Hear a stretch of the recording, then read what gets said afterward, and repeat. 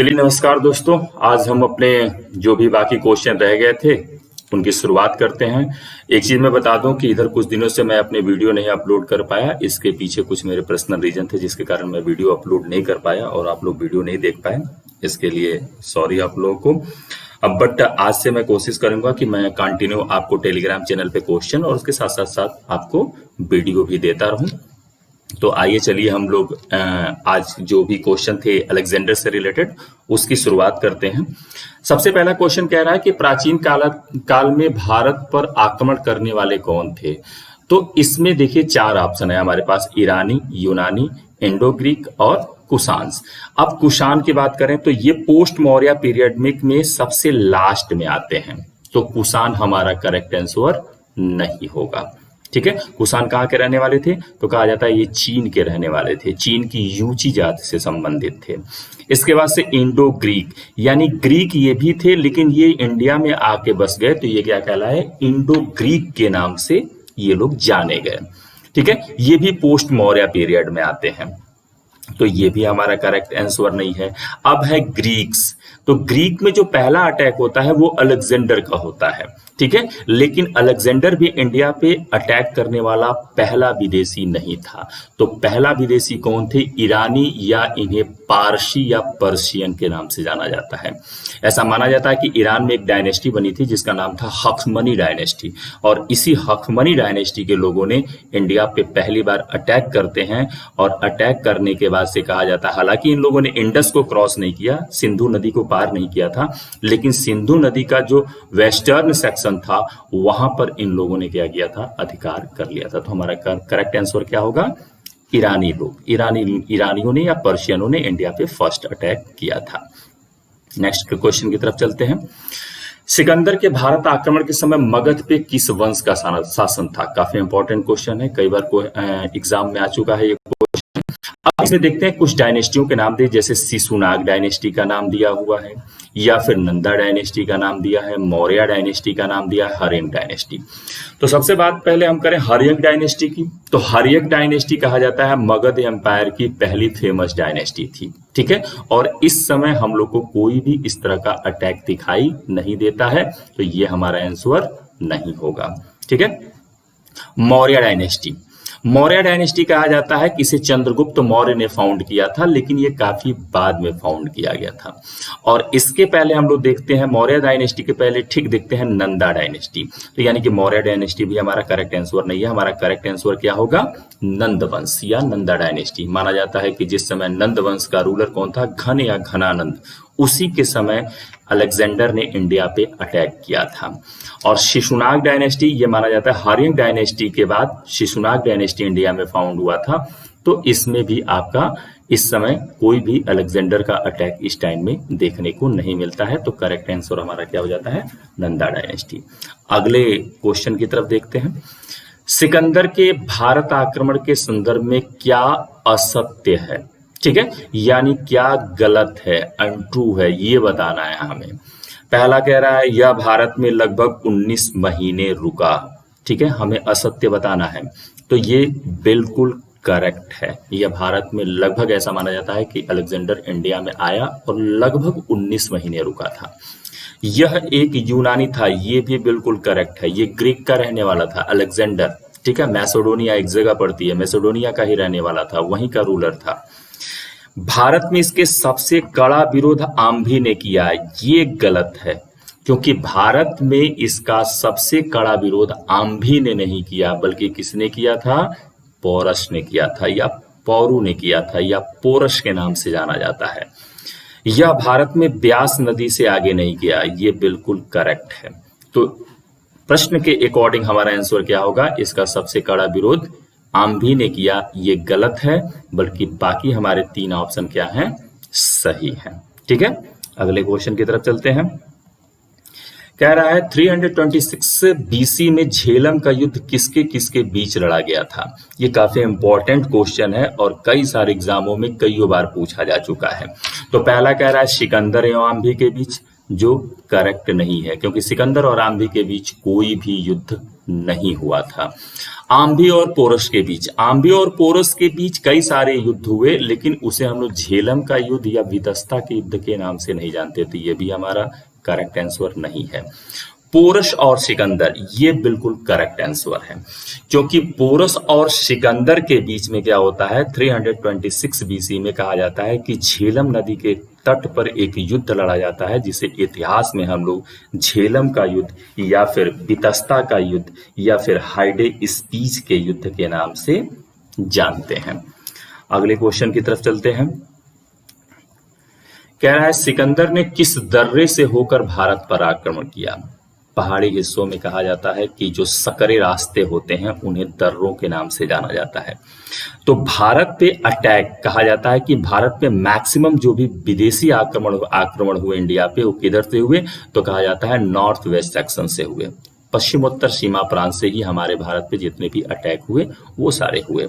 और मैक्सिमम क्या होता था, हिंदुकुश, या तो हिंदुकुश का रास्ता, जो हिंदुकुश की पहाड़ियां प्रेजेंट टाइम में आपके पाकिस्तान में पड़ती हैं और पाकिस्तान अफगानिस्तान की सीमा पर, या तो वहां से वो आक्रमण किए जाते थे, या फिर क्या किया जाता था, तो कहा जाता है कि जो आपके बलूचिस्तान का क्षेत्र था, वो रेगिस्तानी एरिया था, उस रास्ते से होकर अटैक किए जाते थे। लेकिन रेगिस्तानी एरिया होने के कारण थोड़ा सा खतरनाक हो जाता था, जबकि जो हिंदुकुश के रास्ते जो पासेस थे, उनके रास्ते अटैक करना थोड़ा सा आक्रमणकारियों के लिए आसान पड़ता था। और काबुल से आने के बाद ये रास्ता क्या होता था, थोड़ा शॉर्ट पड़ता था, तो इसी रास्ते ज्यादा अटैक होते थे। अब देखते हैं, पहला ऑप्शन कह रहा है खैबर दर्रा के रास्ते। बिल्कुल, जो अलेक्जेंडर का इंडिया पे अटैक होता है वो खैबर दर्रे के रास्ते ही होता है। और ये खैबर दर्रे के बारे में थोड़ा सा मैं आपको बता दूं कि ये प्रेजेंट टाइम में पश्चिमी पाकिस्तान और अफगानिस्तान की सीमा पर स्थित हिंदुकुश की पहाड़ियों में स्थित है। ठीक है, हिंदुकुश की पहाड़ियों का एक पर्वत है जिसका नाम है सफेद कोह कहते हैं, और उसी सफेद कोह पर्वत में स्थित है आपका खैबर दर्रा। ऐसा माना जाता है भारतीय उपमहाद्वीप में प्रवेश कर, इंडियन सब कॉन्टिनेंट में एंट्री करने का ये सबसे बढ़िया रास्ता है। प्रेजेंट टाइम में ये काफी चलता फिरता रास्ता हो गया है, और कहा जाता है कि सीधे सीधे क्या करता है, इंडिया को मिडिल एशिया से जोड़ने का काम करता है। ठीक है, तो इसी रास्ते अलेक्जेंडर इंडिया में अटैक किए। अगर हम लोग बोलन दर्रे की बात करें तो बोलन दर्रा कहां पड़ता है, तो ये कहा जाता है पाकिस्तान के बलूचिस्तान प्रांत में पड़ता है, लेकिन ये उतना सुगम नहीं है, यानी आने जाने के लिए उतना कंफर्टेबल रास्ता नहीं है। मकरान, तो मकरान नाम का कोई दर्रा नहीं है, बल्कि मकरान वही जो मैंने कहा ना बलूचिस्तान वाला एरिया, वो वाला एरिया है जो एक माना जाता है डिजर्ट एरिया है। ठीक है, अर्ध सूखा भाग है जिसके रास्ते अटैक होते रहे, लेकिन अलेक्जेंडर का अटैक इस रास्ते नहीं हुआ, और साथ साथ में इस नाम का कोई दर्रा भी नहीं है। चौथा है आपका क्या, गोमल दर्रा। गोमल दर्रा भी कहा जाता है ये पाकिस्तान में ही स्थित है, और कहां पर है, तो कहा जाता है कि ये सुलेमान पर्वत में स्थित है। ठीक है, और ये सुलेमान पर्वत में स्थित होने के साथ साथ कहा जाता है कि इसकी जो स्थिति पड़ती है ये सुलेमान पर्वत के उत्तरी छोर पे पड़ती है, जो खैबर और बोलन दर्रे के बीचों बीच की स्थिति है, लेकिन ये भी सुगम नहीं है जिसके रास्ते यातायात आसानी से किया जा सके। तो सबसे इंपॉर्टेंट रहा क्या, खैबर दर्रा। मैक्सिमम इंडिया पे अटैक या तो खैबर दर्रे से हुए या बलूचिस्तान के मकरान वाले रास्ते से हुए, लेकिन मकरान नाम का इस क्षेत्र में कोई दर्रा नहीं है, तो करेक्ट आंसर क्या होगा हमारा, खैबर दर्रा होगा। अगले, अब हम लोग थोड़ा सा अलेक्जेंडर के बारे में जानते हैं। तो कहा जाता है कि जो अलेक्जेंडर था वो मैसेडोनिया के राजा फिलिप II का पुत्र था। ऐसा माना जाता है कि अलेक्जेंडर जो मैसेडोनिया के राजा फिलिप II का पुत्र था, और साथ साथ में कहा जाता है कि एरिस्टोटल या अरस्तु इसका गुरु हुआ करता था। ऐसा माना जाता है कि मात्र 20 साल की उम्र में अलेक्जेंडर आपके मैसेडोनिया की गद्दी पे बैठता है अपने पिता की मृत्यु होने के बाद। और वहां पे गद्दी पे बैठने के बाद ये विश्व विजय की कल्पना लेकर मैसेडोनिया से निकलता है। और निकलता है तो कहाँ पे आता है, तो कहा जाता है मध्य एशिया की तरफ ये जब आगे बढ़ता है तो कहा जाता है ईरान या पर्शिया जिसे कहते थे, उस क्षेत्र में क्या किया था, हखमनियों ने अपना साम्राज्य स्थापित किया था। और उस समय कहा जाता है ये काफी पावरफुल हुआ करते थे। जब ये अटैक करता है हखमनी या पारसिक साम्राज्य पे, जब ये अटैक करता है तो कहा जाता है कि जहां पर आपके जो रूलर थे उन रूलर्स के साथ 331 बीसी में ये एक युद्ध लड़ता है जिसे हम लोग इतिहास में अर्बेला के युद्ध के नाम से जानते हैं। और इस अर्बेला के युद्ध में ये क्या करता है, तो कहा जाता है हखमनी साम्राज्य को पूरी तरह से ध्वस्त कर देता है और मिडिल एशिया पे पूरी तरह से सिकंदर का अधिकार हो जाता है। सिकंदर मिडिल एशिया पे अधिकार तो कर लेता है, लेकिन अधिकार करने के बाद अब सिकंदर को सूचना मिलती है किसके बारे में, तो इंडियन सब कॉन्टिनेंट के बारे में। यानी कि जो ग्रीक्स थे, ग्रीक्स को भारत के संपदा के बारे में, भारत की समृद्धि के बारे में, इसकी धन दौलत के बारे में सूचना किससे मिलती है, तो पर्शियंस से मिलती है या हखमनी साम्राज्य से मिलती है। और यहां से अब अलेक्जेंडर भारत पर आक्रमण करने की योजना बनाता है। कहा जाता है यहां से अलेक्जेंडर जब भारत की तरफ बढ़ने की सोचता है तो उसे सूचना मिलती है कि भारत का जो पश्चिमोत्तर सीमा प्रांत का क्षेत्र है वो काफी अव्यवस्था में फैला हुआ है, क्योंकि नीचे के क्षेत्र में क्या था, मगध एम्पायर राइज कर चुका था और मगध एम्पायर अपनी साम्राज्य की सीमाएं लगभग व्यास नदी तक लेकर चला आया था। लेकिन उसके ऊपर का हिस्सा, व्यास नदी से ऊपर का हिस्सा क्या था, अस्थिरता के दौर में था।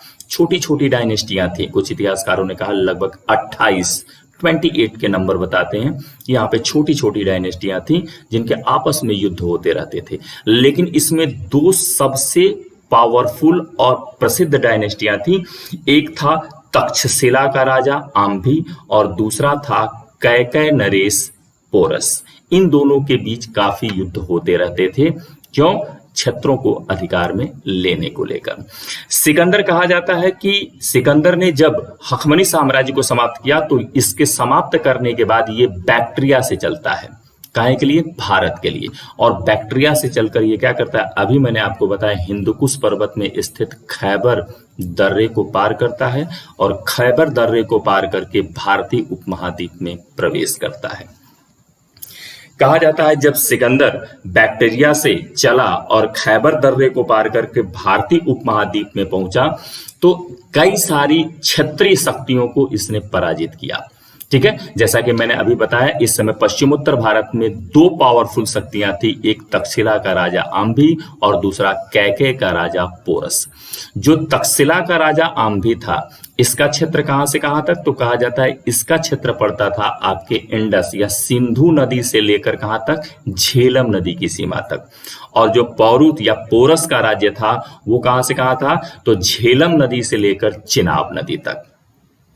तो कहा जाता है अलेक्जेंडर जब यहाँ पे भारतीय उपमहाद्वीप में प्रवेश करता है तो पहले तो आम्भी के विषय में कहा जाता है कि आम्भी ने सोचा कि क्यों न अलेक्जेंडर का विरोध किया जाए, लेकिन आम्भी और पोरस में चूंकि बनती नहीं थी इसलिए आम्भी ने लास्ट में यह डिसीजन लिया कि वह सिकंदर की मदद लेगा किसको, पोरस को हराने में।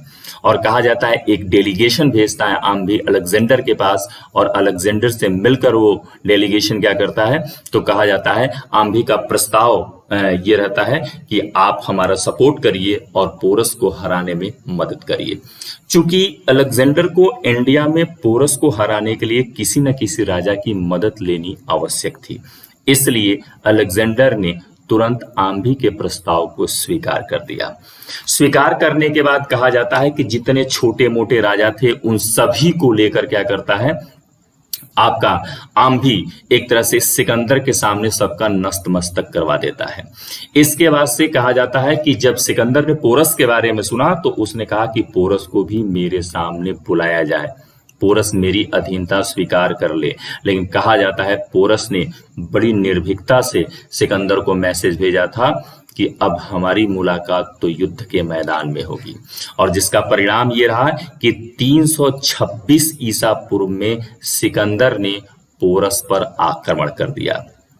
कहा जाता है कि सिकंदर की सेना झेलम नदी के पश्चिमी हिस्से पर और पोरस की सेना पूर्वी हिस्से पर आकर काफी दिनों तक एक दूसरे के सामने लगी रही, लेकिन एक रात अचानक बारिश हुई और सिकंदर ने क्या किया, नाव का पुल बनाया और नाव का पुल बनाकर झेलम नदी को पार करता है और पोरस के साथ युद्ध करता है। 326 ईसा पूर्व में हुए इस युद्ध को इतिहास में हाइडे स्पीच या वितस्ता या झेलम के युद्ध के नाम से जाना जाता है। और इस युद्ध में कहा जाता है पोरस की सेना तितिर बितिर हो गई और अंततः, हालांकि पोरस ने काफी बहादुरी से लड़ा था, लेकिन अंततः पोरस की हार हो जाती है। कहा जाता है पोरस के हार होने के बाद पोरस को सिकंदर अपने शिविर में पकड़ के बुलाता है और पूछता है कि तुम्हारे साथ कैसा व्यवहार किया जाए। कहा जाता है सिकंदर ने आपके पोरस ने बड़ी निर्भीकता से जवाब दिया था कि जैसा एक राजा दूसरे राजा के साथ करता है। इसके बाद कहा जाता है सिकंदर ने क्या किया, तो पोरस को अपना मित्र बना लिया और मित्र बनाने के बाद आगे क्षेत्रों को जीतना प्रारंभ करता है। इन सारे क्षेत्रों को जीतते हुए सिकंदर फाइनली कहा जाता है ब्यास नदी तक गया और ब्यास नदी पर इसकी सेना जाकर रुक गई और सेना ब्यास नदी से आगे नहीं बढ़ती है। जिसके पीछे सबसे बड़ा रीजन ये माना जाता है कि उसकी सेना लगातार युद्धों के कारण थक चुकी थी और इसके साथ साथ कुछ इतिहासकारों का ऐसा मानना है कि उसके ज्यादातर सैनिक या तो घायल हो गए थे या फिर वो परिवार से ज्यादा दिन दूर रहने के कारण अब युद्ध नहीं लड़ना चाहते थे बल्कि वापस होना चाहते थे। जबकि कुछ भारतीय इतिहासकारों का मानना है कि इसके पीछे सबसे बड़ा कारण ये था मगध एम्पायर में नंदों का शासन और नंदों की विशाल सेना। इवन चाहे रीजन जो भी रहा हो, लेकिन इतना अवश्य है कि सिकंदर ने ब्यास नदी को पार नहीं किया और ब्यास नदी से ही वापस होकर अपनी वापसी का यात्रा तय करता है। जब अपनी वापसी का यात्रा तय करता है सिकंदर, तो खैबर दर्रे से वापस नहीं होता है बल्कि वो सिंधु के निचले हिस्से में अटैक करता है और भारत का अंतिम क्षेत्र जिसे सिकंदर ने जीता वो पाटल था। और ये पाटल कहाँ पड़ता है, तो कहा जाता है सिंधु नदी के जो मुहाना है, निचला क्षेत्र है, वहां पर इस नगर को जीतता है और यहीं से ये क्या करता है, फिर बेबीलोन की यात्रा तय करता है। सिकंदर ने झेलम का युद्ध जीतने के बाद कहा जाता है यहाँ पे 2 सिटियों की स्थापना की, 2 नगर बसाए। एक शहर का नाम था निकैया नगर या इसे विजय नगर के नाम से भी जाना जाता है। निकैया का मतलब होता है, ये फारसी आपके यूनानी भाषा का शब्द है और निकैया का मतलब होता है विजय, यानी विजय शहर या विजय का नगर। इस नाम से इसने निकैया शहर और उसका जो प्रिय घोड़ा था हॉर्स, उसके मर जाता है आपके हाइडेस्पीस के युद्ध में, उसी के नाम पर इसने क्या किया, बौकेफेला नामक एक नए शहर की स्थापना की थी। फाइनली कहा जाता है पाटल से आपका अलेक्जेंडर क्या करता है, तो बलूचिस्तान के रास्ते ये भारत से वापस बेबीलोन के लिए निकलता है। लेकिन रास्ते में तमाम जनजातियों से युद्ध लड़ते हुए ये बेबीलोन तो पहुंचता है, लेकिन कहा जाता है घायल हो जाता है और फाइनली 323 बीसी में अलेक्जेंडर की डेथ हो जाती है। तो इस तरह से अलेक्जेंडर ने भारत पर आक्रमण किया। भारत पे आक्रमण करने के बाद से केवल भारत के पश्चिमोत्तर सीमा प्रांत को ही प्रभावित किया, पूरे भारत को प्रभावित करने में असफल रहा। फाइनली अलेक्जेंडर जब इंडिया से वापस हो जाता है, तो उसके वापस होने के बाद हम कुछ इतिहासकार ये मानते हैं कि अलेक्जेंडर के इस आक्रमण का भारत पर कुछ प्रभाव भी देखने को मिला। अगर प्रभावों को देखें हम लोग तो बहुत ज्यादा प्रभाव नहीं दिखाई देता है, लेकिन फिर भी कुछ 1-2 प्रभाव हमें दिखाई देते हैं। जैसे हम लोग बात करें तो भारत और यूनान के साथ क्या हुआ, व्यापारिक गतिविधियां बढ़ गई। इसके साथ साथ भारत और मिडिल एशिया में डायरेक्ट संबंध स्थापित हुआ। तीसरा, भारत में उलुग शैली पर आपके उलुग या उलुग शैली कहते हैं, इस शैली पर पहली बार सिक्के ढालने की प्रथा का प्रारंभ हुआ। और दूसरा सबसे अधिक प्रभाव यह पड़ा कि जब हम लोगों मिडिल एशिया के संपर्क में आए, तो संपर्क में आने के साथ साथ भारत में क्या हुआ, नगरीकरण तेजी से हुआ। भारत में नगरों का विकास तेज, क्योंकि वहां से हम चीजें सीखे, वहां से देखे और नगरों की प्रक्रिया तेजी से इंडिया में बढ़ने लगती है। तो बस आज के लिए इतना ही। नेक्स्ट वीडियो में हम लोग इसके आगे के टॉपिक के साथ स्टार्ट करेंगे। साथ में बने रहिए, देखते रहिए और इतिहास को समझते रहिए। Thank you.